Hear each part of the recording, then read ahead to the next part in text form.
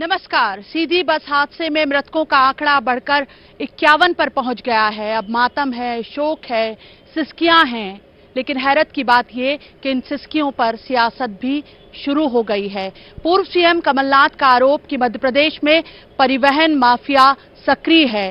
बेशक दोषियों को कड़ी से कड़ी सजा मिलनी चाहिए और ये हादसा जो है वो सबक बनना चाहिए, लेकिन इस वक्त की सबसे बड़ी जरूरत क्या है? जरूरत ये है कि जिन परिवारों ने पिता के रूप में अपने घर का साया खो दिया, उन्हें संबल दिया जा सके। जिन्होंने अपने बेटे बेटियों की शक्ल में परिवार की उम्मीदें खो दी हैं, उन्हें हौसला दिया जा सके कि वो दोबारा जिंदगी में खड़े हो सकें। तो सवाल ये है कि मौत पर, हादसे पर सियासत कितनी जायज है? इस वक्त बड़ी खबर यह भी आ रही है कि जो बस चालक था उसे गिरफ्तार कर लिया गया है और उससे पूछताछ जारी है। तो पहले देखिए सीधी से आई ये ताजा तस्वीरें और फिर खास पैनल के साथ चर्चा को आगे बढ़ाएंगे।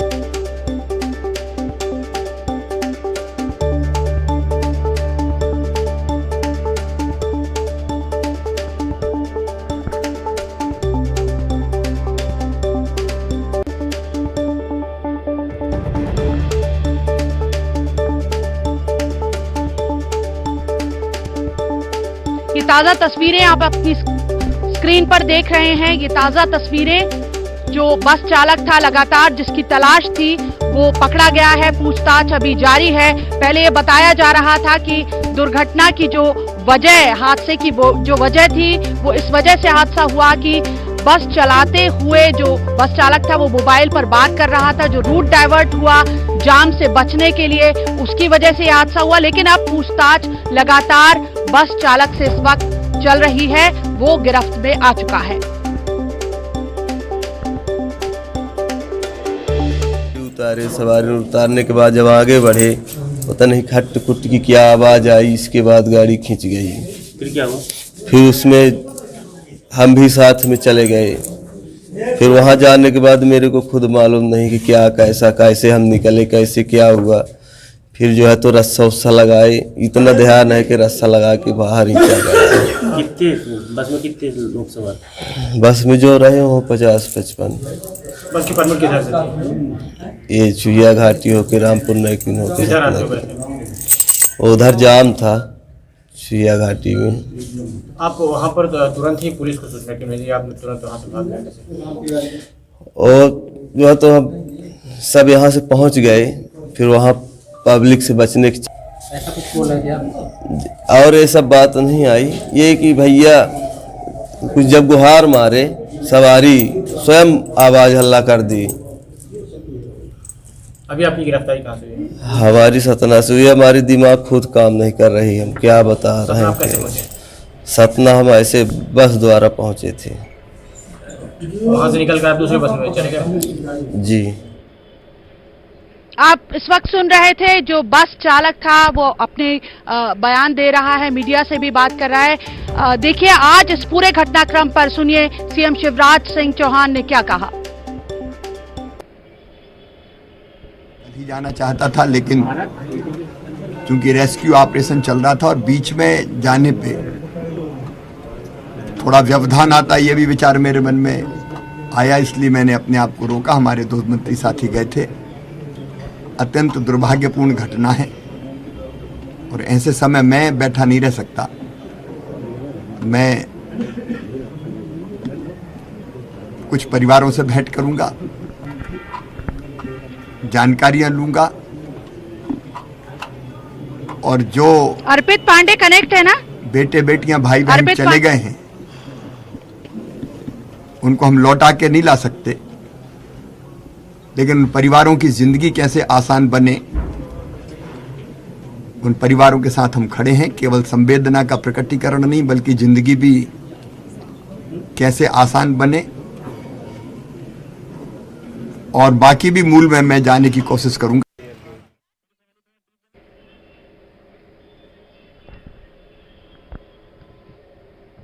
तो इस चर्चा में हमारे साथ जुड़े हैं दो बेहद खास मेहमान। बीजेपी प्रवक्ता राकेश शर्मा जी हमारे साथ जुड़े हुए हैं और कांग्रेस प्रवक्ता अजय सिंह यादव जी भी हमारे साथ जुड़े हुए हैं और साथ में जुड़े हैं सीधी से मेरे सहयोगी अर्पित पांडे।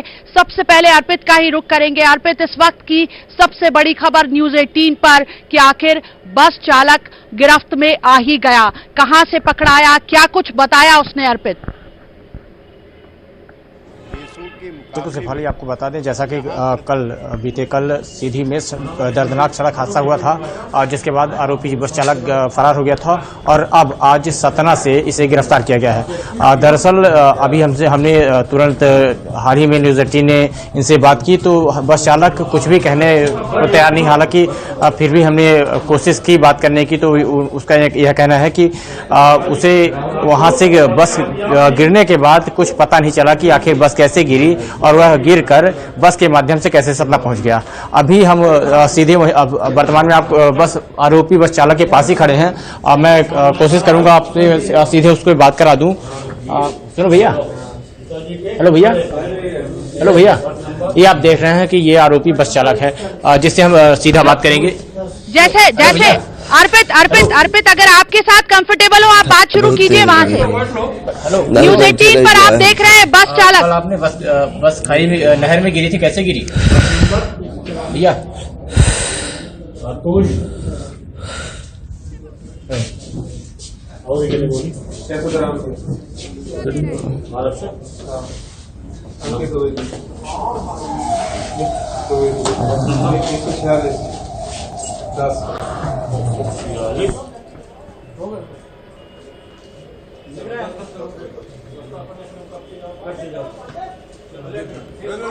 अर्पित कुछ बात करने की स्थिति में है बस चालक? अर्पित, ये जो बार बार बात आ रही थी रूट डायवर्शन जो हुआ और वो मोबाइल पर बात कर रहे थे, इस बारे में कुछ खुलासा हुआ? ड्राइवर जो है वो फोन पर मोबाइल पर बात कर रहे थे जिस वक्त दुर्घटना हुई, ऐसा कुछ प्रत्यक्षदर्शियों का कहना है। अर्पित,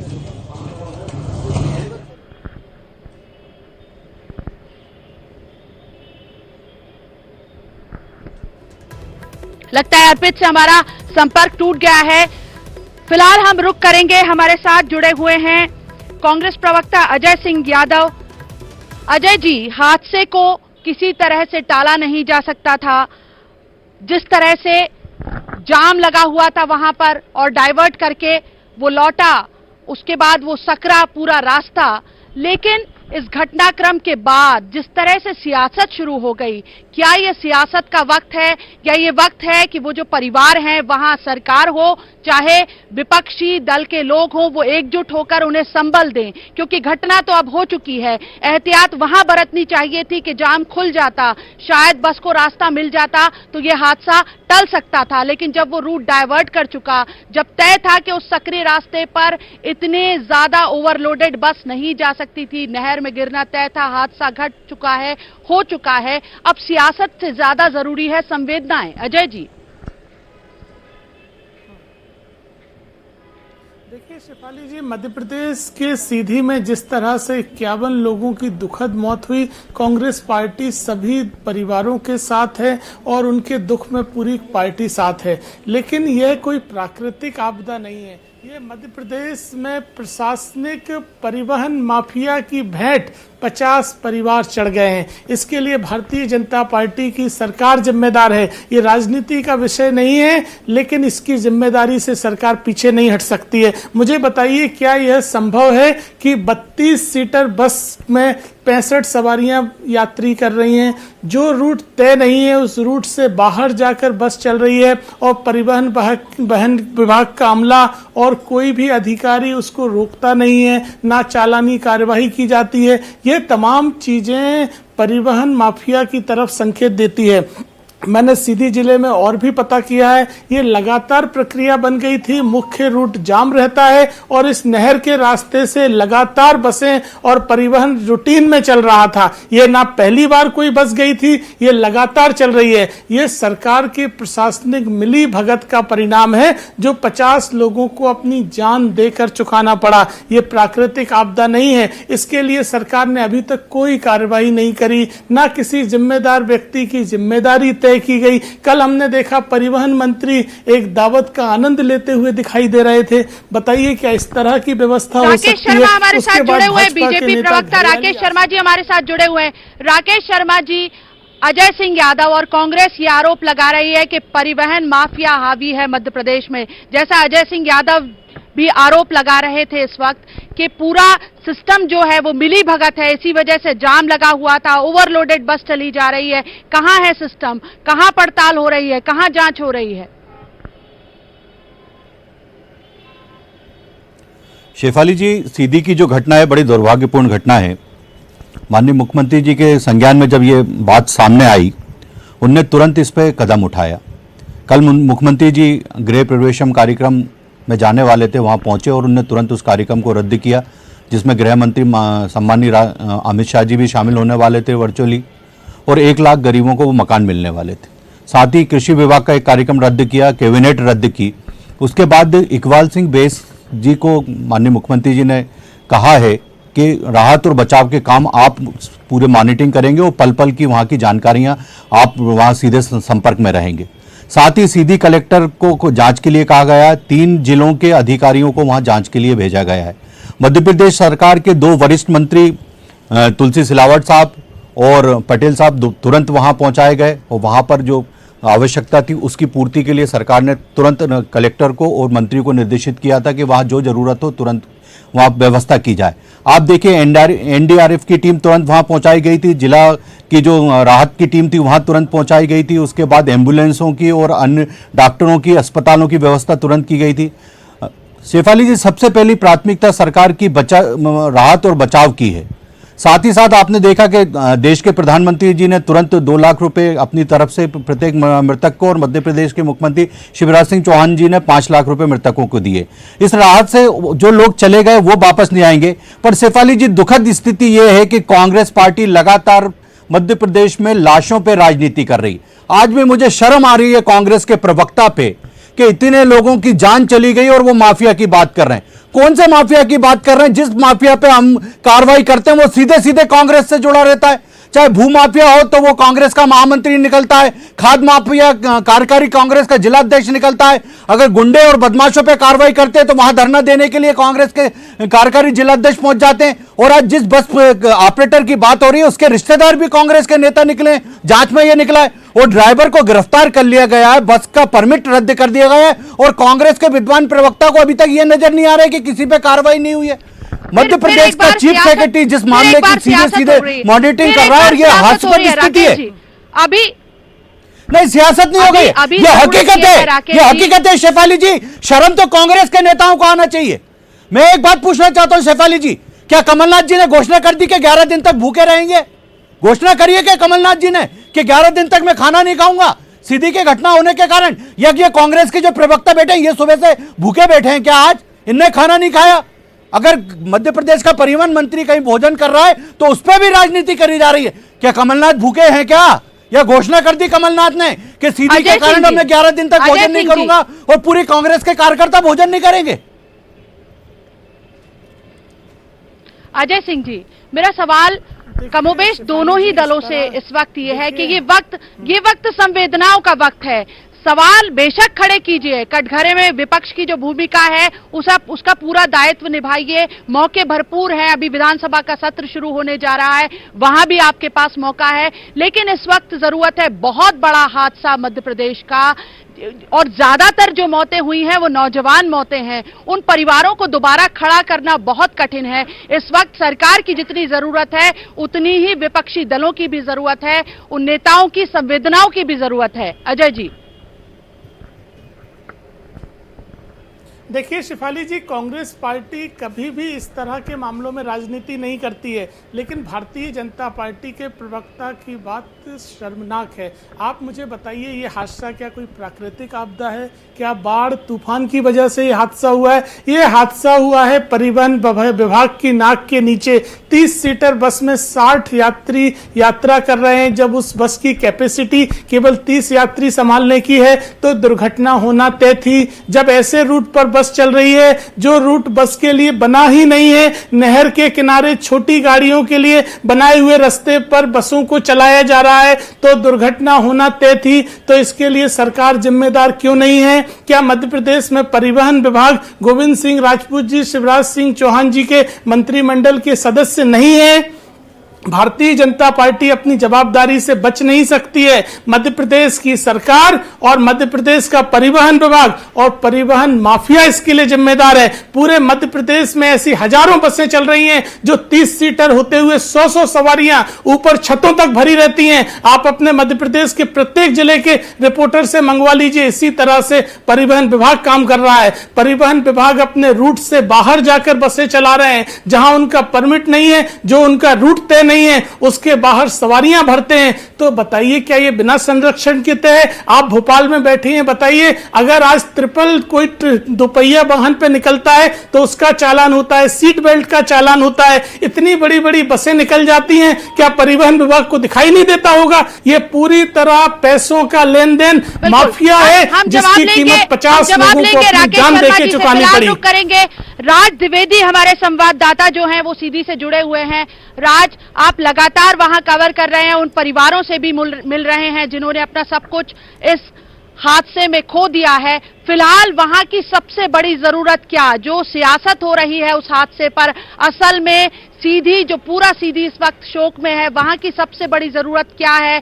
कहां लग रहा है आपको कि एडमिनिस्ट्रेशन नाकाम दिख रहा है? कहां लग रहा है कि सिर्फ सियासत हो रही है?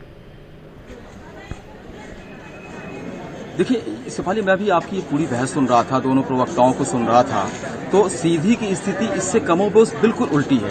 किसी ने खाना खाया हो ना खाया हो, लेकिन जिन 51 घरों के लोगों के जो परिजन हैं वो अनायास इस काल के गाल में समा गए हैं, उन्होंने जरूर 48 घंटों से उनके परिवार के लोगों ने भोजन नहीं किया है। अभी इनको ढाढ़स की जरूरत है, किसी भी राजनीति की इन परिवारों को कोई जरूरत नहीं है। इनको सिर्फ ढाढ़स दिलाने की जरूरत है और इनको इस बात का भरोसा दिलाने की जरूरत है कि अब आगे भविष्य में ऐसे हादसे सीधी और सिंगरौली या कि आसपास के लोगों को ऐसे हादसों से अब नहीं दो चार होना पड़ेगा। ऐसे हादसे अब यहाँ नहीं होंगे, इस बात का भरोसा दिलाने की जरूरत है। यहाँ चूंकि कल से पूरा गमगीन माहौल है, जो आसपास का पूरा इलाका है वो पूरा इलाका बंद है। लोग भले ही उनके परिजन ना गए हों, लेकिन जिनके जो भी लोग गए हैं उसको लेकर के लोग यहाँ सदमे में हैं। सारा बाजार का इलाका बंद है। अभी चूंकि मैं हॉस्पिटल में हूँ तो हॉस्पिटल के बाहर एक टेंट लगा करके और जो जिनके परिजन लापता हैं या कि जिनके परिजनों की मौत हुई है उन कुछ परिजनों को यहाँ बैठाया गया है। और थोड़ी देर में जो प्रदेश के मुखिया हैं सीएम शिवराज सिंह चौहान, वो यहाँ थोड़ी देर में पहुंचने वाले हैं और इन सारे लोगों से मुलाकात करेंगे, घायलों का हालचाल जानेंगे। तो बिल्कुल यहाँ जो शिफाली जी आवश्यकता है सिर्फ इनको ढाढ़स बजाने की और ये भरोसा दिलाने की कि अब ऐसे हादसे नहीं होंगे और जिस रास्ते की वजह से हादसा हुआ है उस रास्ते को दुरुस्त करवाएगी सरकार। जो सरकार से जुड़े हुए लोग हैं, जिला प्रशासन, उसको दुरुस्त करवाएगी। इस बात का भरोसा का ये इंतजार कर रहे हैं कि ऐसा भरोसा दिलाया जाए। इन्हें कोई राजनीति से कोई मतलब नहीं है। कोई व्यक्ति अगर वहाँ एग्जाम देने जा रहा था, कोई अपने परिजनों का इलाज करवाने जा रहा था, उसे पॉलिटिक्स से कोई मतलब नहीं है। वो ये सिर्फ चाहता है कि वो अगर सीधी से सतना जा रहा है, सीधी से रीवा जा रहा है, तो वो सुरक्षित अपने गंतव्य तक पहुंच जाए।